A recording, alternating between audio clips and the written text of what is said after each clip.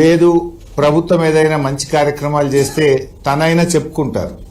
వాళ్ళు చేస్తున్నది ఏమీ లేదు గనక ఒక్క షార్ట్ డిస్కషన్ కూడా డిస్కషన్కు రాలేదు. ప్రజలు ఎదుర్కొంటున్నటువంటి 19 సమస్యల మీద బీఆర్ఎస్ పార్టీ షార్ట్ డిస్కషన్ పెట్టాలని మేము బీఏసీ మీటింగ్లో స్పీకర్ గారికి ప్రభుత్వానికి మా తరఫున ప్రతిపాదించాం.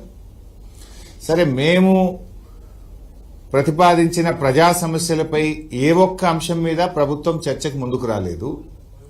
పోనీ ప్రభుత్వమైన జనరల్గా ఏం చేస్తాయంటే గవర్నమెంట్స్ వాళ్ళ స్కీమ్స్, ఫ్లాగ్షిప్ ప్రోగ్రామ్స్ మీద షార్ట్ డిస్కషన్ పెడుతూ ఉంటారు. వాళ్ళు ఒక్క స్కీమ్ మీద, ఒక్క ఫ్లాగ్షిప్ ప్రోగ్రామ్ మీద కూడా ప్రభుత్వం కూడా చర్చకు పెట్టలేదు. అంటే వాళ్ళు చేసిందేమి లేదు కనుక, అంతా అరకొరగా ఆగమాగం చేసింది కనుక కనీసం వాళ్ళ కార్యక్రమాల మీద కూడా చర్చ పెట్టడానికి ప్రభుత్వం సాహసించలేకపోయింది, భయపడ్డది. సభా సాంప్రదాయాలను పూర్తిగా తిలోదకాలిచ్చారు. అసలు ఒక నియమము, నిబంధన, సభా మర్యాద, ప్రతిపక్షాల పట్ల కనీస గౌరవం లేకుండా అన్నిటినీ తుంగలో దొక్కింది ప్రభుత్వం.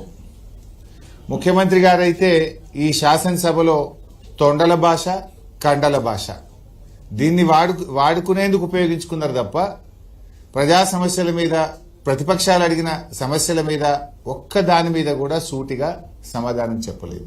Always diversion politics. ప్రతిసారి ప్రభుత్వం డిఫెన్స్లో పడ్డప్పుడల్లా ప్రతిపక్షాల మీద ఎదురుదాడికి పాల్పడడం, గత 10 ఏళ్ల గురించి మాట్లాడడం, తొండల భాష మాట్లాడు, కండల భాష మాట్లాడు. ఇది సంస్కారం కాదు. సభానాయకుడికి ఆ హోదాకు తగిన వ్యవహారం కానే కాదు. ప్రజల పక్షాన ప్రతిపక్షం ప్రశ్నించడాన్ని ఈ ప్రభుత్వం జీర్ణించుకోలేకపోయింది. బేసికల్లీ ప్రతిపక్షం ఈజ్ మెంట్ ఫర్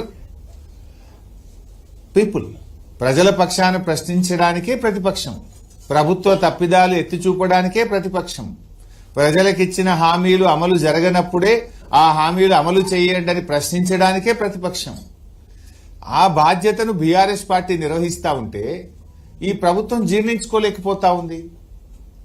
ప్రశ్నోత్తరాల సమయం నుంచి మొదలుకొని బిల్లుల ఆమోదం వరకు ప్రతిసారి కూడా ప్రభుత్వ తీరు ఎట్లా ఉందంటే ఈ ప్రభుత్వానికి శాసనసభ అంటే ఒక గౌరవం లేదు, కనీస మర్యాద లేదు అనేటువంటిది స్పష్టంగా తేలిపోయింది. మేమేదైనా ప్రశ్నలు అడిగితే అసలు ఆ ప్రశ్నలు చర్చకు రాకుండా ప్రయత్నం చేస్తున్నారు. షార్ట్ డిస్కషన్, మన మార్నింగ్ క్వశ్చన్ అవర్ ఏదైతే ఉంటుందో, మా క్వశ్చన్ 4వ క్వశ్చన్ 5వ క్వశ్చన్ ఉందనుకోండి, ఫస్ట్ క్వశ్చన్ మీదనే గంటన్నర నడుపుడు, ఆ క్వశ్చన్ రాకుండా చేసుడు, లేదంటే ప్రశ్నోత్తరాల సమయాన్ని ఎత్తివేసుడు. గత శాసనసభలో ఎప్పుడు చూసినా బడ్జెట్ రోజు కూడా ప్రశ్నోత్తరాల సమయం ఉండేది, అప్రాప్రియేషన్ రోజు కూడా ప్రశ్నోత్తరాల సమయం ఉండేది. అది basic responsibility of the assembly. కానీ ఎంత ఛాన్స్ దొరికితే అంత ప్రశ్నోత్తరాల సమయాన్ని లేకుండా చేయడం. గవర్నర్ ప్రసంగం రోజు 2 రోజులు గవర్నర్ ప్రసంగం మీద చర్చ, ప్రభుత్వ సమాధానం, 3 రోజులు ప్రశ్నోత్తరాల సమయాన్ని ఎత్తేసినారు. భట్టి గారు బడ్జెట్ ప్రవేశపెట్టినాడు, ప్రశ్నోత్తరాల సమయాన్ని ఎత్తేసినారు. లాస్ట్ 4 డేస్ ప్రశ్నోత్తరాల సమయాన్ని ఆల్ టుగెదర్ 3-4 రోజులు కూడా పెట్టలే. సగం రోజులు కూడా ప్రశ్నోత్తరాల సమయాన్నే పెట్టలేదు. ఆ పెట్టిన సగం రోజులు కూడా మా ప్రశ్నలు 8వ ప్రశ్న 9వ ప్రశ్నగా పోస్ట్ చేయడం, ఆ ప్రశ్న రాకుండా చేయడం, చర్చకు రాకుండా చేయడం. అంటే ఎంత ప్రభుత్వం యొక్క డొల్లతనం, ప్రభుత్వం ఎంత భయపడతా ఉంది అనేది స్పష్టంగా అర్థమవుతుంది. ఇప్పుడు పనిచేసే ప్రభుత్వం అయితే సమాధానం ఉంటే ప్రశ్నల మీద చర్చించాలి కదా, ప్రభుత్వం ముందుకు రావాలి కదా. ప్రశ్నోత్తరాలే లేకుండా ఎత్తివేయడము, వచ్చిన ప్రశ్నలను చర్చకు రాకుండా చేయడం అంటేనే ప్రభుత్వం యొక్క డొల్లతనం, ప్రభుత్వం యొక్క వైఫల్యం చాలా స్పష్టంగా కనబడ్డది. ఏదైనా ఒక మంచి పబ్లిక్ ఇష్యూ మీద డిస్కషన్ జరిగితే శ్రీధర్ బాబు గారు ఏమంటాడు, లేచి ఎలియా మినిస్టరు, లేదండి షార్ట్ డిస్కషన్ పెడదాం. మూసీ మీద డిస్కషన్ వచ్చింది. మూసీ అంటే మీరు 10,000 గృహాలు కూలుస్తాము అంటున్నారు, 3,200 ఎకరాలు భూసేకరణ చేస్తామని గవర్నమెంటే గెజిట్ ఇచ్చింది. 10,000 గృహాలు అంటే 50,000 ప్రజల జీవన్మరణ సమస్య. 50,000 ప్రజలు కంటి మీద కునుకు లేకుండా, నిద్రాహారాలు లేకుండా ఉన్న ప్రజల గురించి మాట్లాడదామంటే షార్ట్ డిస్కషన్ పెడదామంటాడు. వస్తుందా షార్ట్ డిస్కషన్? ఒక్క షార్ట్ డిస్కషన్ అన్న పెట్టిందా? అంటే అప్పటి మందం దాటవేయడానికి షార్ట్ డిస్కషన్ పేరిట దాటవేయడం, పక్కదో పట్టించడం, పారిపోవడం, ఇది ప్రభుత్వ విధానం. ఇకపోతే ఏ ఒక్కదాని విషయంలో ప్రతిరోజు అసెంబ్లీ మీరు కూడా చూశారు, నేను అనేక సార్లు ఏ ఒక్క రోజైనా అసెంబ్లీ టైం స్టార్ట్ అయిందా? నేను BHCలో కూడా చెప్పాం, 10ంటికి ఏందండి అసెంబ్లీ, 8:30కి పెట్టండి, పొద్దున్నే 8:30కి అసెంబ్లీ సమావేశపరచండి, ఓ గంటన్నర సమయం కలిసి వస్తుంది అంటే అసెంబ్లీ 8:30కి పెట్టడానికి ప్రభుత్వం ముందుకు రాదు, 10కి పెడతారు. పోనీ 10కన్నా అసెంబ్లీ స్టార్ట్ అయిందా? ఏ రోజు కూడా 10 అంటే 10కి స్టార్ట్ కాలే, 10:05, 10:06, 10:10. అసలు సమయ పాలన లేదు, సభ అంటే మర్యాద లేదు, గౌరవం లేదు. ఇదేదో గాంధీ భవన్ లాగా మార్చేసింది శాసనసభను.